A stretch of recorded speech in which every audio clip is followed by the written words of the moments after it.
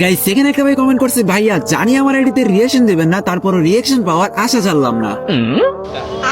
Guys কি আর বলবো, বাইটিতে তো আশা করে কমেন্ট করছে তার আইডিতে রিঅ্যাকশন দেওয়ার জন্য। তো চলো গাইস কে দেখে আসি বেটার কি এমন আইডি যে আইডিতে রিঅ্যাকশন দেওয়ার জন্য কিনা ভাই এখানে কমেন্ট করছে। বলেন কি? তো গাইস তোমাদের মধ্যে কিন্তু এরকম অনেকে আছো যারা কিনা চাও যে আমি তোমাদের আইডিতে রিঅ্যাকশন দিব। সঠিক বলেছেন। তো গাইস তোমরা যারা যারা চাও যে আমি তোমাদের আইডিতে রিঅ্যাকশন দিব, তারা কিন্তু অবশ্যই ভিডিওতে লাইক করে আমার টিকটক আইডিটা ফলো করে দিবা। এন্ড গাইস তারপরে কিন্তু কমেন্ট বক্সে গিয়ে সুন্দর একটা কমেন্ট করবা।